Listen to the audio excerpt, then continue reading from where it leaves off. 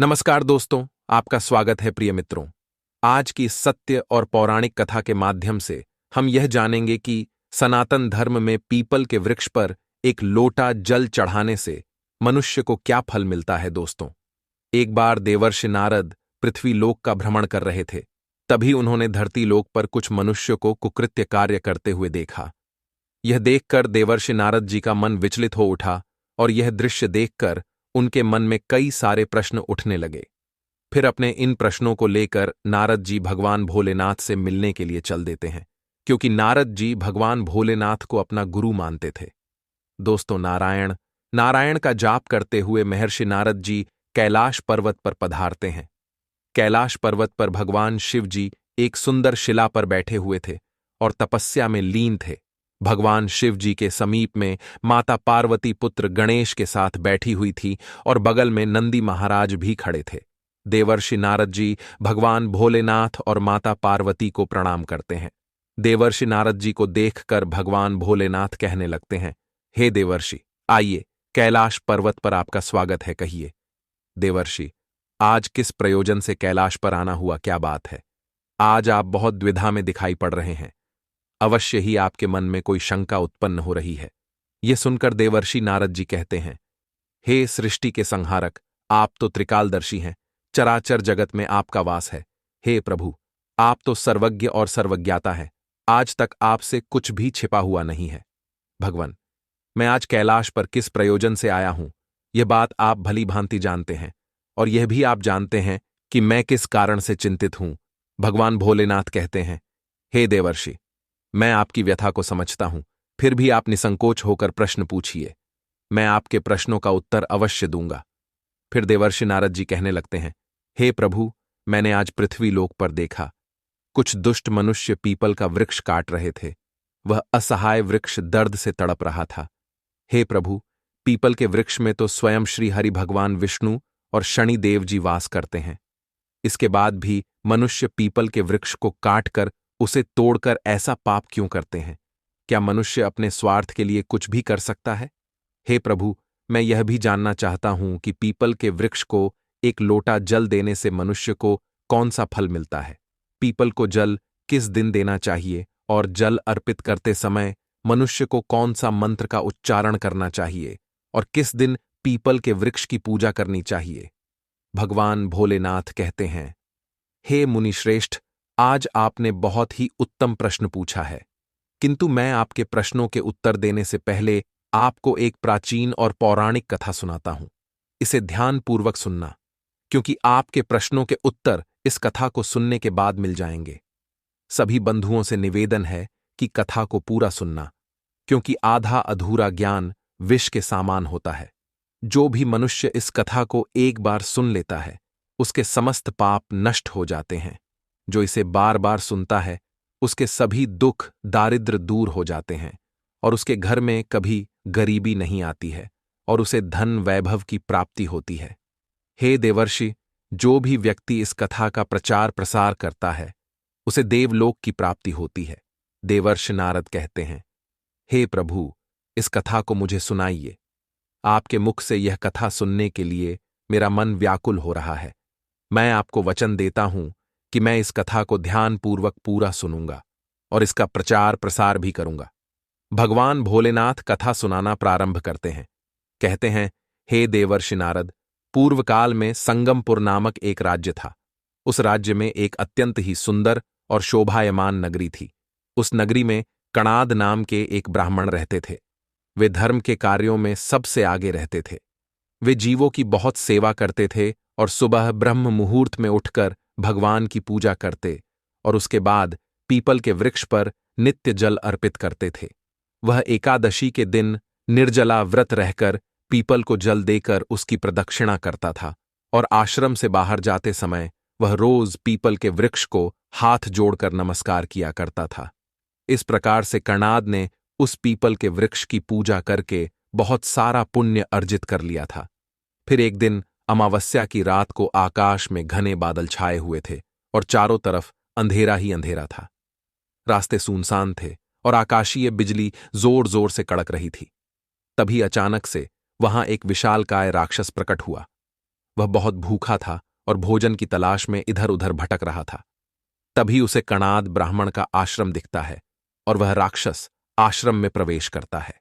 उस राक्षस की गर्जना को सुनकर ब्राह्मण कुटिया से बाहर आकर देखता है तो एक अत्यंत ही विशालकाय और पर्वत के समान आकार का राक्षस कुटिया के बाहर खड़ा हुआ था। जैसे ही उस राक्षस ने ब्राह्मण को देखा, उसकी भूख और बढ़ गई और वह जोर जोर से हंसने लगा और कहने लगा, अरे वाह, आज तो मुझे ताजा ताजा मनुष्य का मांस खाने को मिलेगा।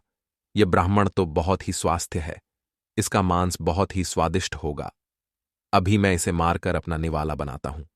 आगे की कथा सुनाते हुए भगवान भोलेनाथ कहते हैं, हे देवर्षि नारद, कणाद ब्राह्मण उस राक्षस की ये बातें सुनकर तनिक भी भयभीत नहीं हुआ और उसने बहुत ही सरल भाव से राक्षस से कहने लगता है, हे राक्षस, आपका हमारी कुटिया में स्वागत है। कहिए, मैं आपकी क्या सेवा कर सकता हूं। ब्राह्मण के मुख से ऐसे शब्द सुनकर वह राक्षस आश्चर्यचकित हो जाता है और सोचने लगता है कि मुझे देखकर यह ब्राह्मण बिल्कुल भी भयभीत नहीं हुआ। अवश्य ही यह कोई पुण्य आत्मा है और भगवान की कृपा इस पर है। फिर उस राक्षस ने ब्राह्मण से पूछा, हे ब्राह्मण श्रेष्ठ, आप कौन हैं और इस वीरान और सुनसान वन में क्या कर रहे हैं? आपको मुझे देखकर तनिक भी डर नहीं लगा। उस राक्षस की यह बात सुनकर ब्राह्मण महात्मा कहते हैं, हे राक्षस, मैं त्रिदेव का परम भक्त हूं। उनकी मर्जी के बिना आप तो क्या मुझे काल भी कुछ नहीं कर सकता। इसीलिए हे राक्षस, तुम बताओ तुम्हें क्या चाहिए। तुम्हारी जो भी इच्छा हो वह मैं पूरी करने की कोशिश अवश्य करूंगा। आओ, इस वृक्ष के नीचे आसन ग्रहण करो। वह राक्षस उस वृक्ष के नीचे आसन ग्रहण करता है और थोड़ी देर में उसका शरीर आग की तरह जलने लगता है और तुरंत ही उसकी मृत्यु हो जाती है और एक दिव्य मनुष्य उस राक्षस के शरीर से बाहर निकलकर बाहर आता है और उस मनुष्य को राक्षस के श्राप से मुक्ति मिल जाती है और वह स्वर्गलोक की ओर प्रस्थान करने लगता है।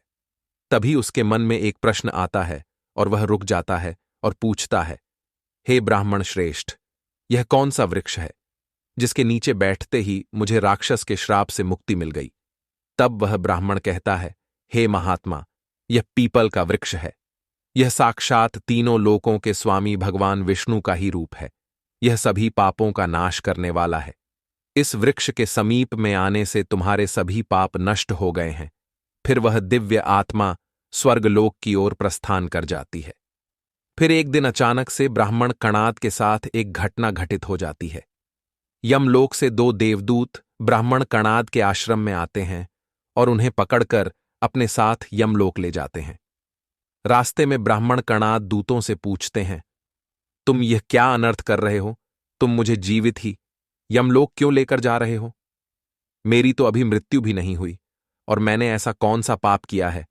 ब्राह्मण की यह बात सुनकर दूत क्रोधित हो जाते हैं और कहते हैं, ब्राह्मण, तू चुपचाप हमारे साथ चल। खुद यमराज ने हमें तुझे उठाकर लाने का आदेश दिया है। मैं तो सिर्फ अपने प्रभु की आज्ञा का पालन कर रहा हूं। पता नहीं तूने ऐसा कौन सा भयंकर अपराध किया है जिसके कारण तुझे जीवित ही यमलोक लेकर जाना पड़ रहा है। अवश्य ही तूने कोई घोर पाप किया होगा। ब्राह्मण कणाद उसकी बात सुनकर मुस्कुराने लगते हैं। यह देखकर यमदूतों को बड़ा आश्चर्य होता है और वह सोचने लगते हैं, यह ब्राह्मण ना तो विलाप कर रहा है और ना ही दुखी हो रहा है, अपितु यह मुस्कुरा रहा है। देवदूत मन ही मन सोचते हैं, आज तक हम जिन भी प्राणियों को उठाकर लाए हैं वे तो जोर जोर से विलाप कर रहे थे, किंतु इस ब्राह्मण के मुख पर तनिक भी भय नहीं है। फिर वे यमदूत उस ब्राह्मण को लेकर यमराज के सामने उपस्थित हो जाते हैं। यमराज चित्रगुप्त को आदेश देते हैं कि इस ब्राह्मण के चरित्र का लेखा जोखा निकाला जाए। चित्रगुप्त जैसे ही ब्राह्मण का लेखा जोखा देखते हैं वे भयभीत हो जाते हैं और यमराज से बताते हुए कहते हैं, हे प्रभु, ये दूत गलत मनुष्य को ले आए हैं। चित्रगुप्त की यह बात सुनकर यमराज गुस्से में दूतों से कहते हैं, अरे दूतों, तुमने यह क्या किया? तुम किसे उठाकर लाए हो? मैंने तुम्हें कणाद नाम के लकड़हारे को लाने के लिए कहा था, जिसकी मृत्यु हो चुकी थी। तुम लोगों ने आज अनर्थ कर दिया। जो इस ब्राह्मण महात्मा को उठाकर यमलोक ले आए, इनका स्थान यहां पर नहीं है। फिर चित्रगुप्त ने कहा, प्रभु, यह ब्राह्मण महात्मा भगवान त्रिदेवों अर्थात ब्रह्मा, विष्णु और महेश के परम भक्त हैं और यह नित्य पूजा पाठ करने के बाद पीपल के वृक्ष पर जल चढ़ाते हैं। इन्हें बिना भगवान भोलेनाथ की इच्छा के बिना यमलोक में लेकर आना घोर पाप है। चित्रगुप्त के मुख से यह बात सुनकर यमदूत धर्मराज से क्षमा प्रार्थना करते हैं और कहते हैं, प्रभु, हमसे भूल हो गई। फिर यमराज उस ब्राह्मण से कहते हैं, हे ब्राह्मण श्रेष्ठ, अब आप वापस अपने आश्रम जा सकते हैं। अपने दूतों की भूल के लिए मैं आपसे क्षमा मांगता हूं, कृपया उन्हें माफ कर दीजिए। धर्मराज के मुख से यह बात सुनकर ब्राह्मण ने हाथ जोड़ते हुए कहा, महाराज, मुझे आपका और इन दूतों का धन्यवाद करना चाहिए, जिनके कारण आज मुझे जीवित रूप में इस मनुष्य रूपी काया के साथ आपके साक्षात दर्शन करने का सौभाग्य प्राप्त हुआ है। ऐसा सौभाग्य बार बार किसे मिलता है। फिर ब्राह्मण ने कहा, हे प्रभु, मेरी आपसे एक विनती है। मैं संपूर्ण नरकलोक के दर्शन करना चाहता हूं, जहां पर पापी मनुष्य को कष्ट भोगने पड़ते हैं। ब्राह्मण की यह बात सुनकर यमराज कहते हैं, हे ब्राह्मण, ठीक है, अगर आपकी यही इच्छा है तो मैं आपकी इच्छा को अवश्य पूर्ण करता हूं। फिर यमराज चित्रगुप्त के साथ उस ब्राह्मण को नर्कलोक का भ्रमण कराते हैं। ब्राह्मण ने देखा कि नर्कलोक में तरह तरह के मनुष्य पड़े हैं जो कष्ट भोग रहे हैं। कोई मनुष्य अग्निकुंड में जल रहा था तो किसी मनुष्य को यमदूत रस्सी से बांधकर नरक में पीटते हुए ले जा रहे थे। जब तक वह व्यक्ति बेहोश नहीं हो गया तब तक दूत उसे पीट रहे थे। जब वह दोबारा से होश में आया तो देवदूत उसे फिर से पीटने लगे, और जो मनुष्य निर्दोष जीवों की हत्या करता है उन्हें मरता है। ऐसे व्यक्तियों को गरम तेल में डालकर तला जाता है, और वे जोर जोर से विलाप कर रहे थे। और जो मनुष्य जानवरों को मारकर उनका मांस खाते हैं उनके लिए नरक में कठोर सजा तय की गई है। ऐसे व्यक्तियों को नरक में जानवरों के बीच छोड़ दिया जाता है, और जानवर उन्हें चीर फाड़ कर खा जाते हैं। कुछ ऐसे भी व्यक्ति थे जिन्होंने महिलाओं के साथ दुष्कर्म किया था, उन्हें धोखा दिया था।